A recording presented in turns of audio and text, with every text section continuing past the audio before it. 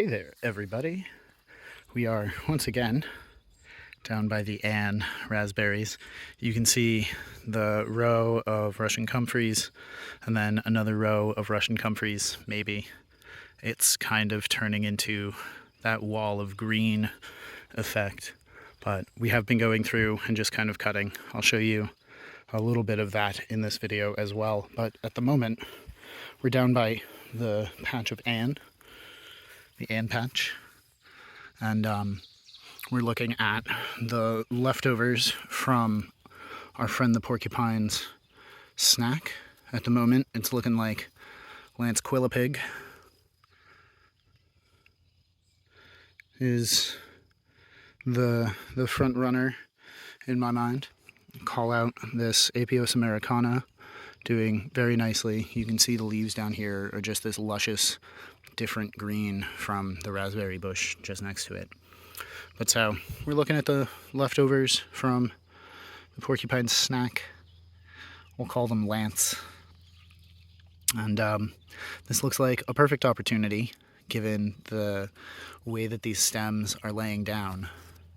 Seems like a perfect opportunity to do some mulching and try to layer these a bit. So what we've got is just a handful of that sifted material from a few videos ago. Try to remember to put a link there. And we're just gonna go like that and bury the whole thing. I've got a heaping load of it. It's a couple cubic feet, I guess. And so we're just gonna go through and kind of use the fact that they're laying down to quickly and easily toss a bit of mulch down on them. It's this easy.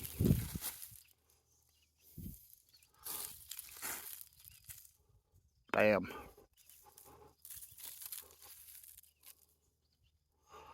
We'll come in and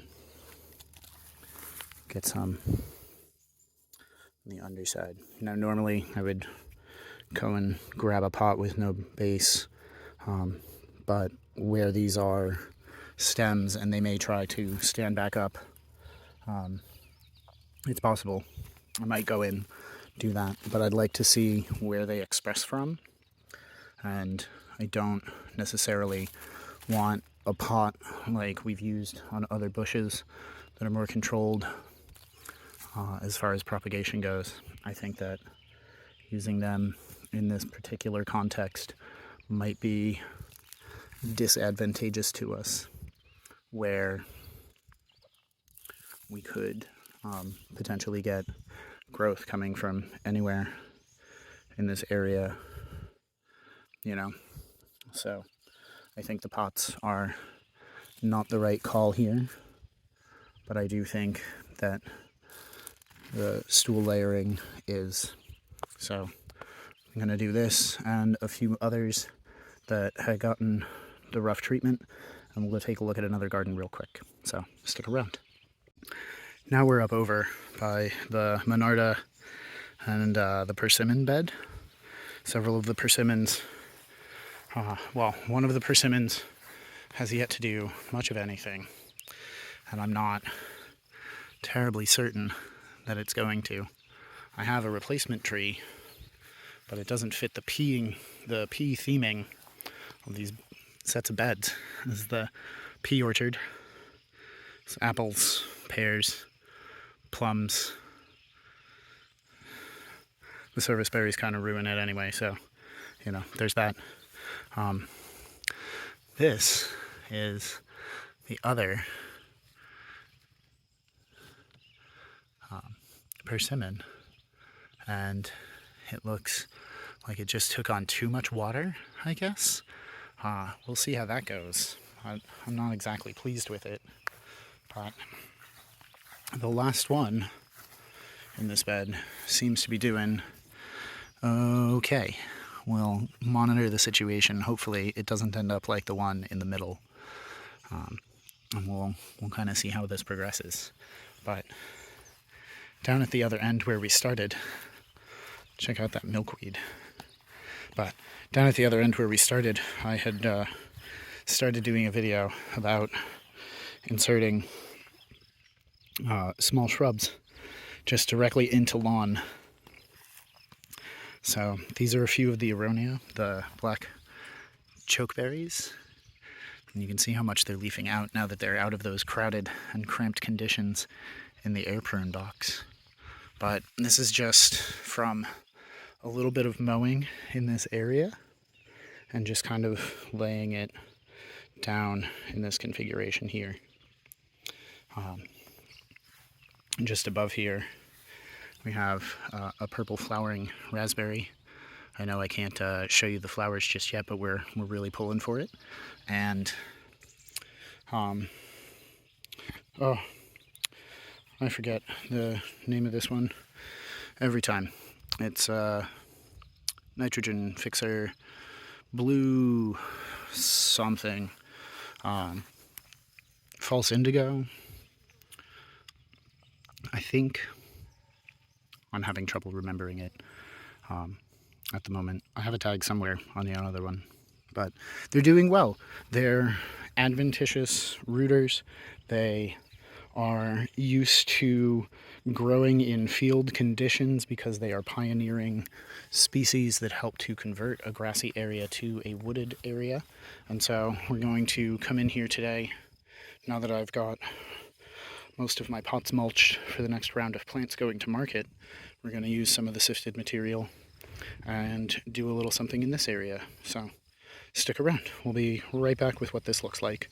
I've got the first couple of handfuls tossed in here, and I thought it might be useful to talk about my method here and my philosophy for it.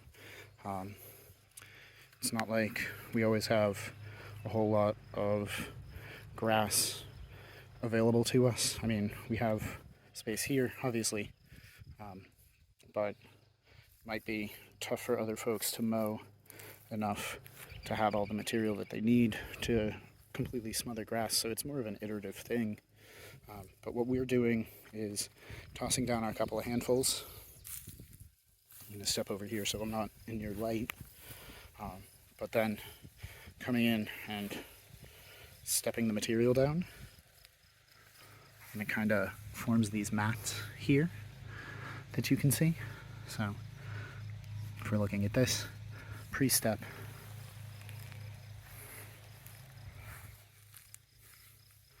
post-step,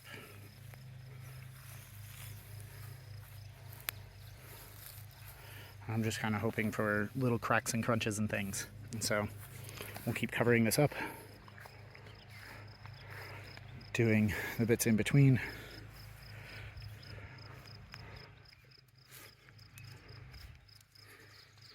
So that it looks like that. I'm going to keep going. I have one other thing to show you guys before I call it, but I'm trying to keep this brief so that I can keep working on stuff, because it is hot and humid, and I'm really hoping that we get more rain, to be honest. I'd love to have showers interspersed with warm, sunny days. So let me get back to it. I'll show you an update when we're done. So here is that little space finished up with some more wood chip. I don't generally step down the last layer because I want it to be kind of fluffy and allow more water penetration. I will note that in order to get another space done, which I will show you in a moment, I had to leave this guy disconnected, but that's all right. I would like to talk for a moment and say that we took our little A-frame level tool and we went from this bed here, where you can see the good King Henry and the Monarda fistulosa going crazy. We took our A-frame level and we brought it across this slope here, and in this space we are using squash and beans to blanket out the grass space, and you'll notice that it comes directly up into our admittedly slightly wild space, garden space, but our tomatoes are going pretty hard. I can likely come through and do a bunch more in the way of compost here, but that's for another video, I think. In the meantime, the squashes here are planted over small holes that we dug, about a shovel and a half width by as much. Dug about a foot and a half down, did small fires in each of the locations where you see these plants here. So 4 small fires to get a bunch of char and wood, and then we came in with a whole bunch of compost and rabbit manures, and we buried it all back in the native soil after shaking the dirt free from the grass roots. Grass down, face down on top of the compost layer, and then the backfill dirt, and then these guys planted into that. And then mowing, clippings, and wood chips to just kind of help tamp down their surroundings as they ramp up their production. But once they get going, these guys are likely to completely blanket out a few feet in front of them and likely a few feet behind them, which lines up perfectly with our pathway coming down this way, and our other pathway meeting up will likely give us a little bit of a garden space in there, and we'll bring more garden space up in here to flank the back of that walkway space. So these are some of the things that we are working on right now. I encourage you to get out and try to get rid of some lawn with some squashes. We have a few more things that we'll be adding to these spaces here, but we'll try to share those as they happen. So until next time, folks, thanks for watching.